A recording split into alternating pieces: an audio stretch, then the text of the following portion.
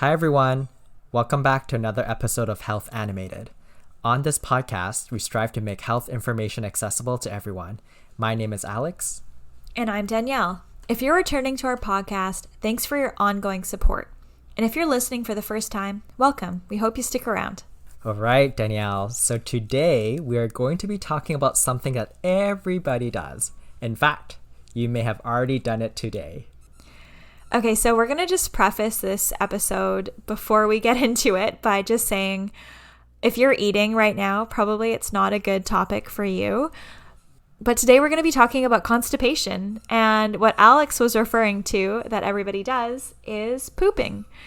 Whether you call it pooping, your personal zen time or alone time, or you may like to use more scientific terms such as defecating, or evacuating.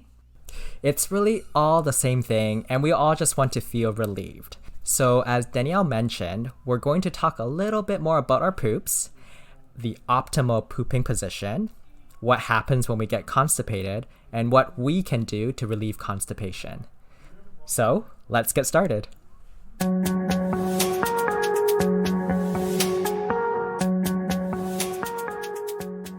So before we dive into the topic of constipation, we want to talk about the journey of food through the gastrointestinal tract. So as you might know from school, once you eat something, it will enter your mouth, you chew it, it goes to your esophagus, goes into your stomach, broken down by stomach acid, makes its way into the small intestine where a lot of the nutrient absorption and breakdown occurs. And then it goes into the colon. The colon, also known as the large intestine, is what is used to process waste, and it connects the small intestine to the rectum. So all of the food that's left over in the digestive process passes into the colon by means of like peristalsis, those muscle contractions. You might remember that term from high school science. The colon is also where a lot of water is reabsorbed as well. So the colon is really good at conserving water and also sodium. Okay, so once the waste makes its way through the large intestine, so you might remember there's like the ascending, descending, transverse. So once it makes its way into the S-shaped part of the colon or the sigmoid colon, it's going to stay there until it empties into the rectum. And this happens about once or twice a day. So this whole time for stool to get through the colon, it takes about 36 hours, which is a very long time. And the stool itself mostly consists of like food debris and bacteria. So these are like usually good bacteria, and they perform a series of functions. So they make vitamins, they process the waste products from our food, and they also protect our body from harmful bacteria. So once the colon is full, it then empties into the rectum, and that begins the process of elimination or of a bowel movement. So Alex, do you want to tell us a little bit about the rectum? Absolutely. I can certainly do a little bit of an anatomy of the rectum. So first of all, the rectum is a straight 8-inch chamber that bridges the connection between the colon and our anus. So the rectum's main job is really just to receive the stool from the colon and then hold it there until evacuation happens. And when the rectum is full, there is then this sort of cross-talk and communication with the brain to make some pretty important decisions, whether or not it should be emptied or not. So now that we've talked about the rectum, I'm going to let Danielle take it home. So the anus is the last part of our digestive tract. It's a 2-inch long canal that is made up of the pelvic floor muscles and also 2 anal sphincters, the internal sphincter and the external sphincter. So the lining of the upper anus detects the rectal contents, and it lets you know whether it's liquid, gas, or solid.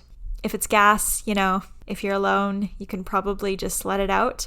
But if it's solid or liquid, you definitely need to know that in order for your brain to make the right decision for when it's time to empty it. So let's talk a little bit about the pelvic floor muscle. So this muscle creates an angle between the rectum and the anus, and it stops the stool from coming out when it's not supposed to. And then you also have the internal sphincter that is always tight except for when the stool is entering the rectum. And this helps us to make sure that we're what we call continent, or having control of our stool. So this is really important for keeping us continent when we're sleeping or when we're not really aware that stool is in there. When we get the urge to go to the bathroom, we rely on the external sphincter to hold it until we go and get to the toilet. That's when we can relax it and it releases. And I just want to say thank goodness for our amazing sphincters, because otherwise we'd all be soiling in our beds. So give a little bit of praise to your sphincters. Yes. Praise be the sphincters. Thank goodness for our anatomy for being so awesome and evolved in such a way that we'd be able to sleep peacefully through the night. Mm-hmm. So let's hone in a little bit on that puborectalis muscle. So you could think of this, like a slingshot, the shape of a slingshot. So think about like it's a sling around the rectoanal connection point. And this is really important for maintaining that continence. So during like defecation or, pooping, the nerves relax this muscle and it actually causes that angle to straighten out. So normally the sling keeps it kind of like bent like a garden hose, but when it's relaxed, it then straightens out, which can allow the stool to go through easier. So that is actually really, really important for something we're going to talk about a little bit later. So just keep that sling type muscle in mind and the angle in mind as well. So now that we've talked about that, we want to talk about poop. What is normal poop and what does it look like? So part of determining what is normal includes a measurement of consistency. So as you can probably imagine, if our contents travel too quickly through our colon and the rest of our digestive tract, it can lead to watery and loose stools. And on the other hand, if it takes a really long time for stool to transit through, it can result in really hard and sort of pellety type of stool. And so really for the perfect poop, if there is a such thing as a perfect poop, we want the transit time to be just right, just like Goldilocks and the Three Bears. So in this case, luckily, some very, very creative and artistic researchers have developed something called the Bristol stool chart, which kind of outlines 7 different types of consistency. So with the Bristol stool chart, there's 7 types. And the normal types are type 3 and type 4. So for type 3, you're looking at a sausage shape with cracks in the surface. And for type 4, you're looking for a smooth, soft sausage or snake. So then to kind of round out the conversation, so type 1 is like when somebody has severe constipation. So those are separated, tiny little hard lumps. So pictorially, I'm not sure if anybody is familiar with what rabbit poop looks like, but just little pellets. Like that's what it would look like, but not coming from a rabbit, from a human. I used to actually own rabbits. Oh, really? That was a really good description. We have a bunch of rabbits in my parents' backyard, so my dog just goes crazy, and she is always sniffing that rabbit poop. So that's severe constipation. That's type 1. And then type 7 is severe diarrhea. So this is just like totally liquid, no solid pieces. And if you think about why could it be so liquid, going back to what Alex said about transit time, a lot of the absorption of water happens in our GI tract. So if you're not having the time to do that, it's going to be just totally watery. So transit time is really important. And there is a number of reasons why a person can get severe diarrhea. That's a totally different topic. But if you are one of those people, talk to your healthcare provider about that. So let's talk about frequency. So this is something that a lot of people have maybe some misconceptions about. I was just gonna say, I feel like this one is, depending on who you're talking to, it can be quite controversial. And I feel like people have very strong opinions about what is considered normal frequency. But I'll let you take away, Danielle. Well, okay, so first off, let's go through some of those misconceptions maybe. What do you think? Oh, yeah, let's do it. Okay, so I think most people are like, oh, I have to poop every day, otherwise I'm constipated. Yeah. So it's all about kind of what's normal for you. So it's interesting to know that most people poop at least 3 times a week. Low stool frequency is not diagnostic of constipation alone. Okay, so there's a few different types of constipation. So there's constipation that's associated with slow transit constipation. So meaning that your body's not able to move things along as quickly as it should. Then there's constipation that's related to things like defecatory disorders. So things like pelvic floor dysfunction or nerve issues. And then there's normal transit. So, things are moving along at the rate that they should, or functional constipation. So this is what we're going to focus our conversation on. With functional constipation, we're not going to go through all of the things that make up functional constipation and, you need to have this and this for this amount of time. Those are things you can talk to with your healthcare provider. But just to kind of give you a little bit of background about constipation, so you can have lumpy or hard stools, straining, less than 3 spontaneous bowel movements per week. Hey, bowel movements. We haven't actually said that too much. We've been saying pooping. So less than 3 bowel movements per week. Or BM. Or BMs, exactly.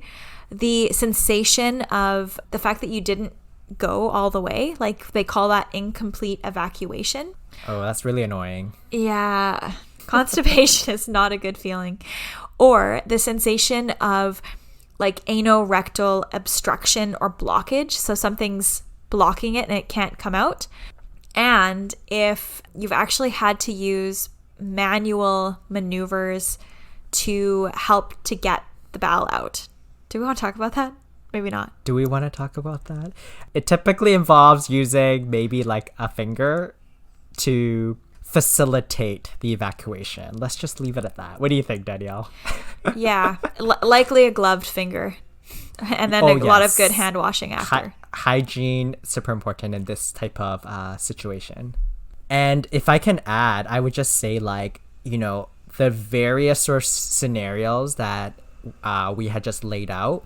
Typically, we're looking at, having these symptoms being like present for like a while. So it's not like something that would just happen for like 2 days and you're like, okay, I have constipation now. But it is about sort of having these symptoms for at least some period of time. And really, again, just really emphasizing about what you had said earlier on about your personal baseline. It's really about a change in your personal baseline. So you know your body the best, and sometimes constipation, you have this gut feeling, pun intended, that that's just something isn't right and isn't normal. And so that's when you should really just speak to your doctor about it or another healthcare provider. Yeah, definitely. And also kind of adding on to speaking to your doctor, some of the other kind of red flag signs that you want to talk to your doctor about if you have constipation plus one of these is if you've got any kind of bleed, any kind of unintentional weight loss with constipation, family history of colon cancer, if you're older in age, so greater than 50, and you're experiencing this sudden constipation, if you've, normally not had constipation, or if there's like a really sudden change in your bowel habits and it just happened and you can't really explain it, or if you feel any kind of lumps in your abdomen. So all of those things are reasons to talk to your doctor if you've got constipation plus one of those. And I mean, it's always a good idea to talk to your doctor, talk to your pharmacist when you go into the pharmacy if you are looking up constipation things. Yeah, like these red flags are really important.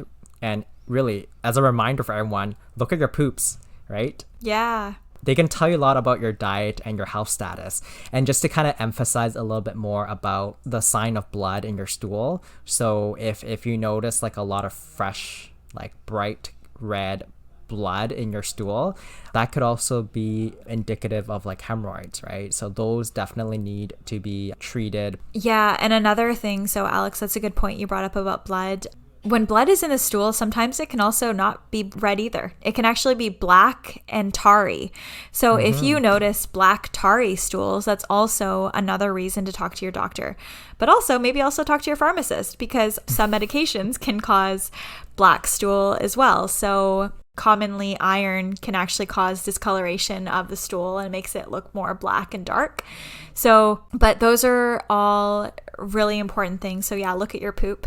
It's funny you say that because we just moved this weekend and put in this blue like toilet bowl cleaner into the toilet.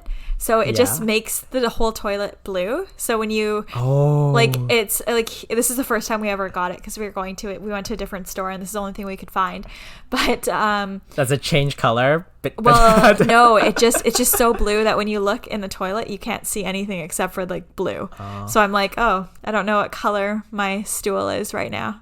Yeah, that's a good point. Well, hopefully you were good with like art class because you can recognize like color combinations, right? So if like blood is red and the toilet liquid is blue, that'll be purple is what you'll look for. Or navy blue, maybe if it was black tarry. I don't know. But maybe. like, we digress. Yeah. It is important to look at your stool is the bottom line. Mm-hmm, totally. Hey, speaking of like, medications that can, I guess, mask the color of your stool, do you think it's a good segue to talk about drugs that could worsen constipation? Yeah, I think so. I think a cool way to start off this segment is just to recognize that when we were on, I think maybe like a week ago, we had posted a story on Instagram asking people for questions about constipation. And one of our listeners asked if daily antihistamines used for seasonal allergies can cause constipation. So thank you for that question.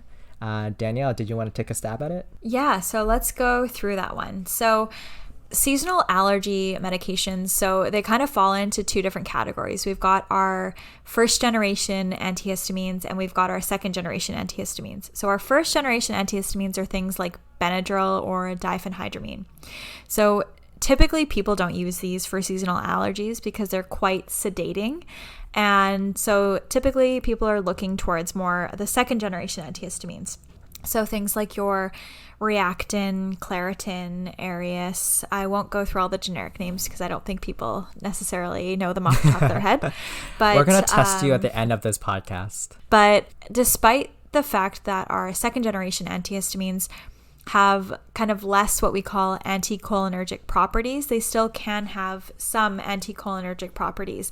And some of them can have more anticholinergic effects than others within the class of the antihistamines. So if you're experiencing constipation with your seasonal allergy medication, I would talk to your pharmacist because then they can tell you if this is one of the second generation antihistamines that are a little bit more anticholinergic and thereby potentially having more constipating effects, because anticholinergic medications can cause constipation. So other medications that have anticholinergic effects could be things like Gravol, which is an anti-nausea medication. Mm-hmm. So along the same lines of anticholinergic effects, I do also want to mention that antidepressants as a class of medications can also cause constipation. Now, I do want to sort of just caveat by saying that it really does depend on which type of antidepressant you're on. So the rates of constipation can vary based on the individual drug itself. So definitely, if you are curious, you can look into those drugs individually or speak to your healthcare provider for more information. Now, kind of switching gears from antidepressants, I want to cover a supplement that can also cause constipation, which is probably, I would say, commonly used, and that is calcium. So as you're all aware, calcium is fantastic for bone health, and a lot of people take calcium to kind of supplement bone health and also to prevent, say, like osteoporosis, especially in those who are advanced age.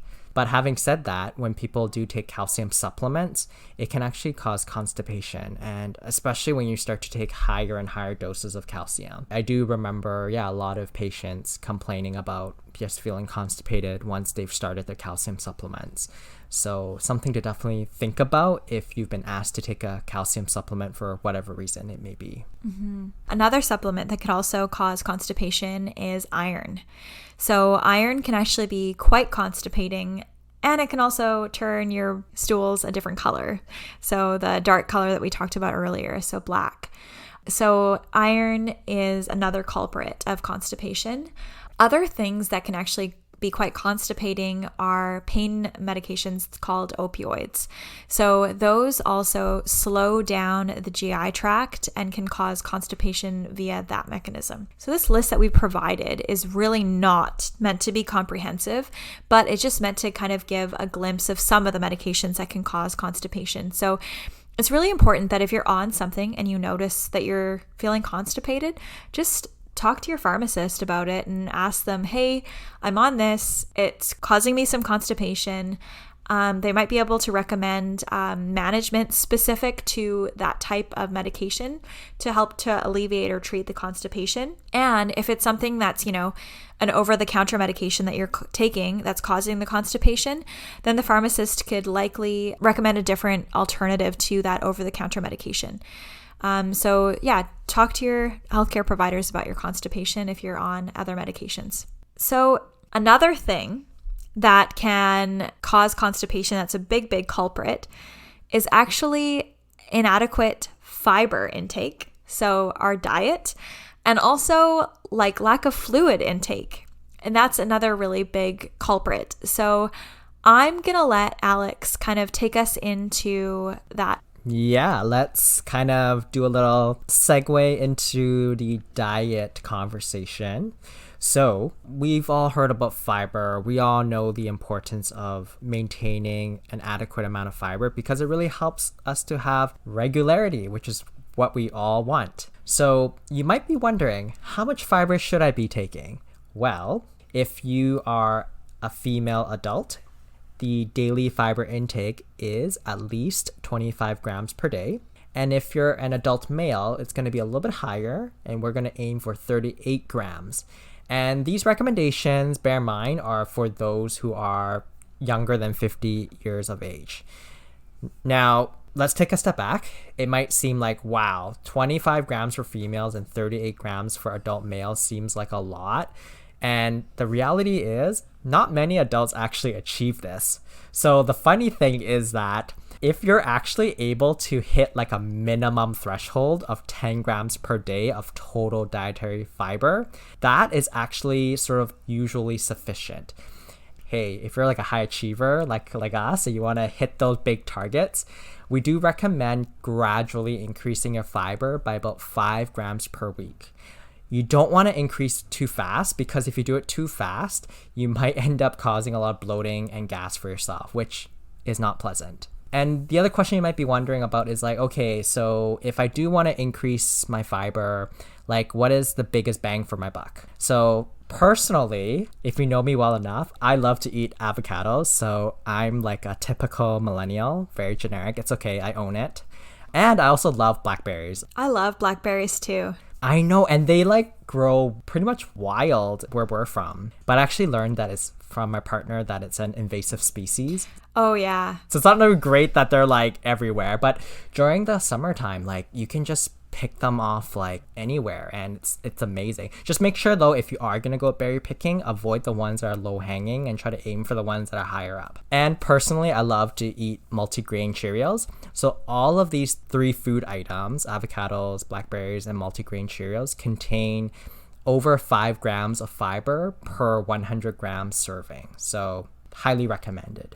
Danielle, do you have any favorite go-to foods for fiber intake? Good question. So because, like I said, we've been moving this week, I haven't really been probably having the most fibrous diet, a lot of takeout. But I do really love smoothies. So like fruit smoothies, lots of greens in those. So you're more like plant-based fiber. Artichokes, I think, are also pretty fibrous, and I really like those. But I don't have them enough. Yeah. It's usually only when I'm at a restaurant. Actually, no, you know what? I did have them on my pizza the other day. Oh, that sounds yummy. It was a really good pizza, yeah. I feel like it's a really good meaty alternative. Yeah, like other things could be like the skin of your fruit. So, don't take off the skin. Also like whole wheat grains or bread. And I will say I do buy the Silver Hills. They have like all of these different types of bread types, and sometimes I get the ones like the flax one, because that one's also good for fiber. You're fancy, Danielle. Well, only when I go grocery shopping, and this week has not been the case. Wait, can I say one more thing about fruit, which is really interesting? So, not only can certain types of fruit provide you with the fiber that you need, but there are some fruits that contain a natural laxative called sorbitol, and those fruits can be found in like apples, pears, and prunes. So I'm sure when you're all growing up as a kid, I'm sure you've been offered prune juice to help you become regular. And I learned that, it contains a natural laxative. So not only are you getting the fiber, but you're also getting that extra sort of kick. So that's also some food for thought. One thing I do want to mention is that you mentioned that the skin is also like a good source of fiber. And this is just like a question that I don't really know the answer to. But now that we're all more like health conscious and a lot of people are leaning towards like organic, pesticide free fruits and vegetables, I wonder if like peeling the skin of the fruit, like how does that weigh against like eating the skin on the fruit when there might be like wax or pesticides, but then you're getting fibers. It's like, I don't know. It's just one of those things I just thought about. No, that's a good point. So, I mean, if it's organic, go for it. But otherwise, that's a really good point. I feel like that we'd have to deep dive that topic. So we talked about how fiber can help us stay regular, but what are some of the other benefits? So it can also help to lower our cholesterol and keep our blood sugar more stable. So lots of benefits for fiber. So there's actually something that I want to talk about that has kind of been sort of well researched. And this is the idea of using a device to help you with pooping. And this device is called a poop stool. So Danielle, have you heard of a poop stool before? So no, I had not heard of a poop stool before we started researching this topic. So I'm going to say a week ago, I didn't know what a poop stool was. I just thought that poop was stool, not that there was a poop stool. Yeah, so Alex, why don't you take it away and tell us about the poop stool? Yes, absolutely. So I will say that from time to time, I will use a poop stool. So basically, it's a stool. You put your feet on it, and it elevates your feet and helps to kind of create an angle for you to like poop a bit easier. So from time to time, I do use it. And at first, I was kind of like, I'm not sure if there's actually any like evidence or studies to support this. But when I turned to the internet and I did my research, I did identify a very interesting study that talked specifically about pooping and different angles of pooping. So without further ado, I do want to introduce you to this study. So this study was conducted in 2003, and basically the researcher had selected 28 healthy individuals, and they were all volunteers, and they were ages between 17 and 66. And so the objective of the study was to look at 3 different pooping positions. And they're trying to determine which pooping position is the best in terms of subjective rating of their pooping experience and also how quickly they were able to evacuate. And so what happened was they gave all of these volunteers digital timers to record the time it takes to have a poop. And also, following the poop, they got them to rate their subjective experience, whether they had a really easy poop or whether they had a hard poop, or if it felt kind of strained. A difficult poop or a hard poop? Oh, that's a really good point. So for the study, it had to be like a normal bowel movement. So for example, if they had like diarrhea or if they had constipation, the researchers were like, okay, you need to let your body just fix itself, get back to baseline, and then you continue on with the study. Because obviously, if you have diarrhea or constipation, that's going to significantly skew the data. So very, very good question, Danielle. So what they did was with these 28 volunteers, they got them to record 6 consecutive bowel movements in each of the following 3 positions. So the first position is a standard toilet seat, which is very popular in Western countries and European countries. The second position is sitting on a lower toilet seat, about 10 centimeters shorter than the typical toilet seat.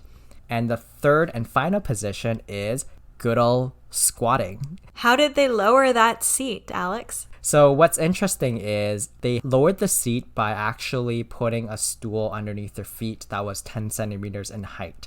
So without delaying the results any further, I want to share what the findings were. So in the standard toilet seat, the average time it took to have a poop was 2 minutes and 10 seconds. In the lower toilet seat, it was slightly less at 1 minute and 54 seconds. And in the squatting position, it was cut down to half to 51 seconds. That to me is like mind-blowing. It's half the amount of time of the standard toilet seat and the lower toilet seat. And this is statistically significant. So what they ended up concluding was that the pooping experience was also way better in the squatting position compared to the rest. So not only was the time way shorter, but the subjective pooping experience was way better in those that had squatted. So what does this even all mean? Like, does this even make sense at all?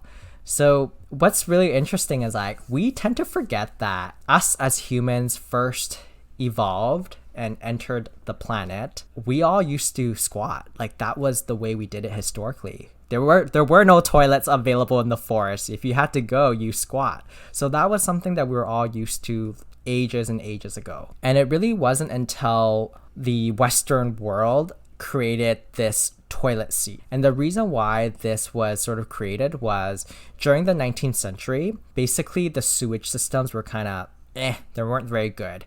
And so they really needed a solution to help improve sanitation. So that's why the toilet was created. And this really helped to facilitate better sanitation and allowed cities to really grow larger and larger. And so this was actually all really interesting because inadvertently, by increasing sanitation, which I think it's super, super important because that's a huge public health measure, they neglected to think that it actually changed the sort of position of the pooping angle. Do you remember at the beginning we talked about the Pubo Rectalis muscle and how it sits around like a slingshot and that it's normally kinked like a garden hose? So by squatting, it actually straightens it out and makes it easier to go. So that's that anatomy that is really, really important. Yeah, exactly. So that is why squatting is the most effective method out of the three sort of positions. So this is actually kind of interesting because I remember when I was a kid, my family and I took a trip to China, and I had such a culture shock when I had to use the toilet for the first time in China. And to my horror, I discovered that it was just a hole in the ground and I had to squat to poop. And to me, I was just so confused because I always thought toilets were just these things that everybody used universally. I will never forget the day, that I had to take that first poop in China. And also, they don't provide toilet paper as well. So thank goodness my mom gave me some toilet paper before I had to go, because otherwise I would have been really, really screwed. But now that I reflect on it, I realize like, hey, that's actually a way better position than sitting on the toilet seat. So definitely something to think about. Maybe, Alex, they didn't provide toilet paper because they expected you to use like water or a bidet or something. That is true. And as a 11-year-old kid who was experiencing culture shock, I probably did not have the capacity to observe my surroundings. So maybe there was a bidet, or maybe there was some sort of hose. Aww. Little Alex. I know. That's really cute. Yeah, I had that culture shock as well for the first time when I went to Thailand. Except it wasn't just a hole in the ground. There was like little ridges to put your feet so you don't slip. I thought that was really cool. So it was definitely like intentional and like really cool design. But yeah, definitely a culture shock at the time. I don't think it helped to facilitate me going easier because I think I was just like, what do I do? And I was a little bit like stressed. Yeah. But yeah, it's funny how you just grow up pooping in one way and you just don't think about the other ways. Yeah, absolutely. And I do want to say that in this particular study, they had also made reference to other similar studies where they kind of looked at rates of hemorrhoids. And they've noticed that there was some sort of pattern in countries where squatting is sort of the principal position. So for example, in Asia and Africa. So they've noticed that those people that lived in those continents had lower rates of hemorrhoids. And if you think about it, one of the reasons, this is like digressing a bit, but one of the reasons why people experience hemorrhoids or their hemorrhoids get exacerbated is due to straining, right? So it kind of goes back to this original study of how it takes way longer to poop when you're on a standard toilet seat versus squatting. So I thought that was interesting. Yeah, that's really, really cool. Yeah, maybe we should all get rid of our toilets. Yeah. Yeah, well. Yeah, so just kind of going back to the whole point of talking about the poop stool, I guess removing your toilet is probably not a feasible thing to do and probably not socially acceptable in the Western world. So I guess a happy medium is to purchase these poop stools to help facilitate that perfect angle to allow your stool to evacuate easier. I'm kind of sold on it, and we were looking at different poop stools. One's called the Squatty Potty. Tushy also has some, and obviously we're not sponsored by either of those companies because we're just starting out in this humble podcast, but throwing it out there.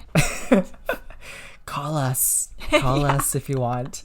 Slide into our DMs. So yeah, the other thing, Alex, that you mentioned that can help with preventing constipation was exercise. Do you want to tell us why that is? Well, I guess let's look at it more from like the opposite perspective. So we know that if someone is inactive or they have low activity, that is actually associated with constipation. So if you flip it around, you can probably hypothesize that exercise can be a reasonable solution to improving your bowel movements. So there's been some, I guess, smaller scale studies that have shown that by adding sort of mild to moderate exercise activity to your usual lifestyle, it can improve the transit time and also help to improve the what's called your defecation patterns. But what's really, really interesting is if you're someone that's like a super athlete and you're like really active all the time, like say you exercise every single day, any further increases in the intensity might actually not result in improved bowel movements. So for me, what this kind of means is maybe there's like some sort of threshold to your level of activity. Having said that though, if you are someone that's highly active, definitely continue to be highly active because we all know that exercising can be beneficial for other health reasons. So personally, I'm definitely not in the category of high activity. I think you're probably in that category. That is my little tidbit about exercise. I feel like we kind of covered all the sort of what we called non-drug measures of improving your bowel movements and relieving constipation. We do want to sort of end our podcast by talking about a few sort of options that you can consider purchasing from your local pharmacy. So maybe to kick things off before we dive into this topic, we do want to have kind of the caveat that we talked about earlier. So like there's just so many reasons why you could have constipation. There's also, potentially some red flag things that we'd want to kind of rule out before going to the pharmacy to get treatment for constipation. So it's always a good idea to just stop at the pharmacy counter, talk to your pharmacist or the pharmacist that's on duty, and just have a little chat about your bowel movements. You'll find that they have a wealth of knowledge in all of this, and they'll be able to help to provide a recommendation for something that's going to be safe and effective for you. And in particular, if you are somebody that is, pregnant or breastfeeding, that's also really important to make sure that you're choosing a laxative option that is safe for you. Or if you're on any other medications, just talk to your pharmacist about these things. Okay, Alex. Take it away. So the first drug we want to talk about are what's called the bulk-forming laxatives. And just to give you an example, a really popular product that falls into this category is called Metamucil. So we've all heard about Metamucil. It's that classic orange, bright label that's either in a capsule form or in a powder form they can find at virtually all pharmacies. So how do bulk-forming laxatives work? So bulk-forming laxatives work by increasing the stool volume, and they are really considered to be the safest agents suitable for long-term use. And so how it really works is when you ingest the Metamucil product or other types of bulk forming laxatives, it works by increasing the amount of water that it can retain in the colon. And as it bulks up, it puts pressure on the walls of our colon, which thereby increases and stimulates motility, so the peristalsis. Now, what's really important to remember is that when you are taking a bulk forming laxative, you really should be taking it with an adequate amount of fluid. So specifically, if you look at most products, they would typically recommend about 250 mils or 1 cup of water or juice to prevent fecal impaction and or esophageal obstruction. So this is really, really important that you take adequate fluid. What's fecal impaction? Can you explain it to everybody? So fecal impaction, it's basically when your stool gets stuck due to a number of reasons. So one of the reasons being if it's too large and bulky, then it gets trapped. And unfortunately, it then creates a huge problem in trying to evacuate the fecal matter. So plenty of water, people. Plenty of fluids. Yeah, you might end up doing more damage if you don't take enough fluids. So a very, very important sort of counseling point. On a personal note, I have tried the orange flavor Metamucil and I love it. It tastes really good. So if you need like a specific flavor recommendation. What kind of orange thing does it taste like? Like a creamsicle? More like it just tastes, you know how like sometimes medicines can taste really artificial, like the flavoring is very artificial in taste, but this one kind of tastes like orange juice. What I also like about Metamucil is like when you mix it, it doesn't feel like gritty or grainy, like it feels like a smooth drink. You know how sometimes when you like take like medicines are in like powder form, like it doesn't dissolve very well.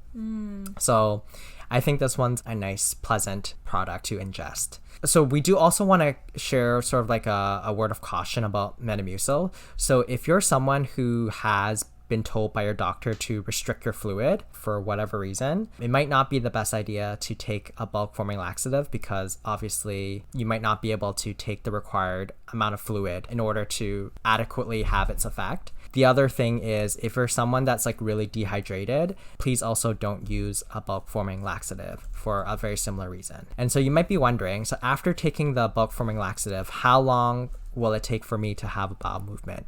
So usually it requires about 12 to 72 hours for the effect to really kick in. So with this type of product, it is something that you have to be a little bit more patient with. And then the last interesting point I want to mention about sort of fiber and Metamucil is that taking these products actually may help with relieving overall symptoms and bleeding in the treatment of hemorrhoids, which we kind of have alluded to throughout the entire podcast. So something to think about if you're someone who experiences hemorrhoids. So now that we talked about bulk forming laxatives, the next category we want to talk about is osmotic laxatives. So the most common osmotic laxative that we're going to talk about today is polyethylene glycol, or PEG. You might be more familiar with the brand names like Laxaday, Restoralax, or Miralax.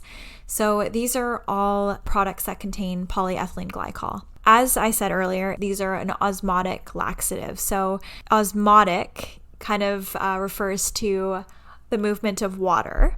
So what these laxatives do is the polyethylene glycol, it actually just attracts water and it keeps it in the colon. So do you remember how earlier we said your colon absorbs a lot of water? So this actually keeps that water in your colon, and polyethylene glycol itself is not absorbed. So it just keeps the water and it keeps the molecule, the polyethylene glycol, in your colon, and it helps to hydrate it and to soften the stool and to help you go to the bathroom easier. So similar to Metamucil, polyethylene glycol should also be mixed with water.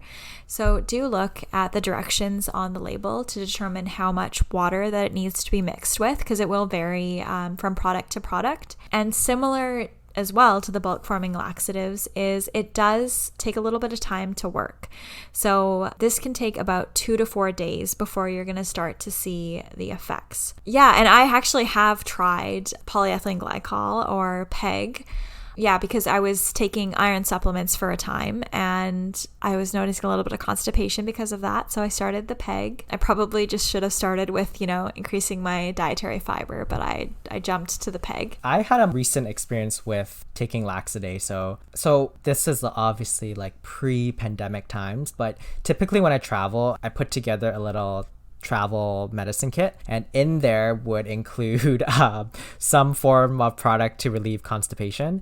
So I remember one time I did have to take Laxative, and yeah, it was actually a pretty normal, pleasant experience. Like it came as like a white powder, poured into a cup of water, it dissolves nicely, you stir it and you drink it. There's no like texture, there's no taste, which is great because I know sometimes things can taste like medicinally or kind of off-putting, but yeah, I think from a taste perspective, texture perspective, it's pretty neutral. So something to think about if you're someone who maybe is a little bit more choosy or picky with your products when it comes to taste. Mm-hmm. And one other thing just to mention as well is obviously to not take this if you are allergic to it. So there are some people that can actually get allergies to polyethylene glycol. So that's why it's also important to talk to your pharmacist before you try any of these over-the-counter medications. So Alex, do you want to take us through the more naturally derived stimulant laxative? You mean the stimulant laxatives such as senicides? Yeah, that one. So this is something I've learned to appreciate more and more as I sort of continue to practice as a pharmacist, is that a lot of the medicines that we know today are derived from some sort of plant source. And so this includes a product called senicides. So senicides belongs to a group of laxatives called stimulant laxatives. So as the word suggests, it really works by causing our colon to contract, also known as peristalsis, and it works by producing those rhythmic muscle contractions. And once you do that, then it'll create a bowel movement. So with the senicides, or senna, it's actually a type of plant that's found in North and South America. You can also find this plant in parts of Africa, such as Egypt. And I was trying to find a picture of it, and the one that I think is most consistent is this one where it's an image of these beautiful yellow flowers. And so I thought that was a really interesting imagery of senicides, because now I have a whole new appreciation for this natural product. Now, even though it is a natural product, as humankind, we have sort of synthesized it into a pharmaceutical grade agent. And because of that, there are some things to kind of keep in mind. So really, for stimulant laxatives, because of the way they work, we do want to consider limiting their use. We don't want to use it long term. It's meant for occasional use, because if you use it long term, it could potentially lead to more long-term complications such as electrolyte imbalances. It could lead to hepatotoxicity, which is damage to the liver. Some people might be allergic to this group of medication, and it may also cause abdominal discomfort. So that's just to name a few of those side effects associated with the use of this medication. Having said though, again, short term, it's relatively safe to use, but it is something to definitely think about, and definitely don't rely on this type of product. In terms of its onset of action, it's going to be way quicker than the other two products we talked about. So this one only takes about 6 to 12 hours to take its effect.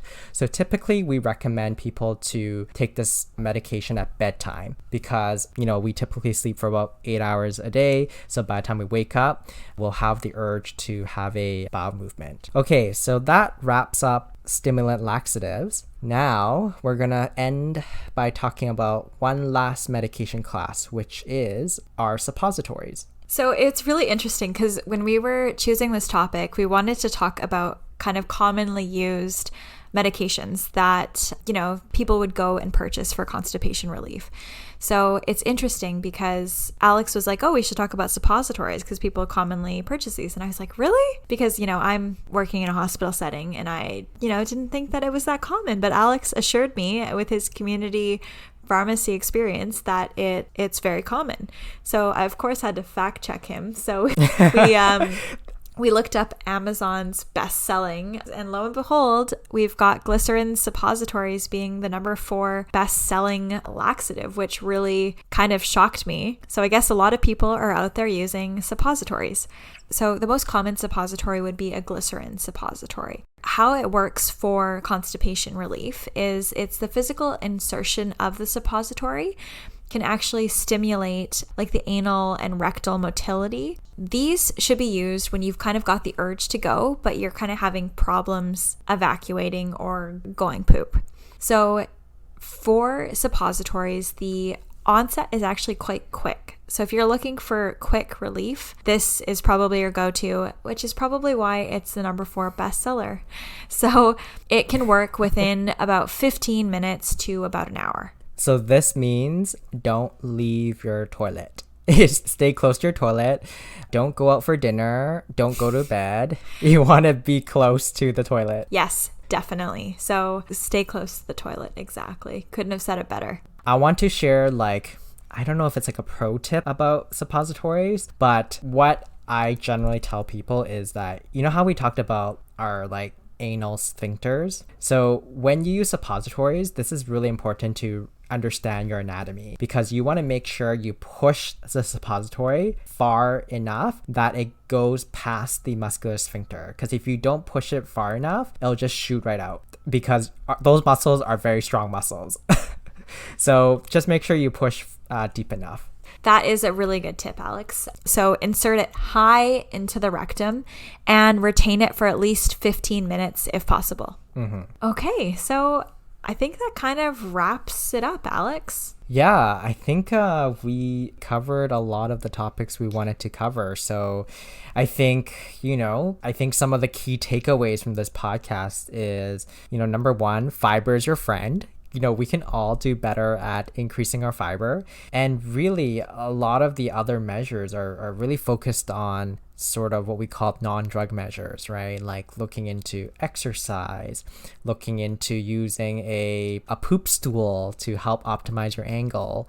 So there's a lot of those things that I think personally we can all work on. And of course, if we need a little bit of assistance, there's always drugs that you could purchase at the pharmacy, but do always talk to a healthcare provider before making such purchases.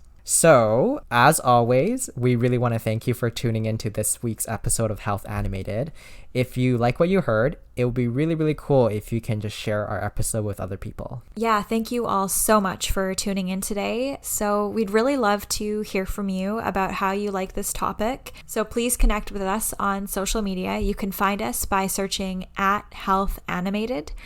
We're on Instagram, YouTube, Facebook, so we look forward to hearing from you. It would also be really great if you could rate us on Apple Podcasts, if that is the medium that you listen to us on. Otherwise, we will see you for our next episode. Thank you so much, and bye for now.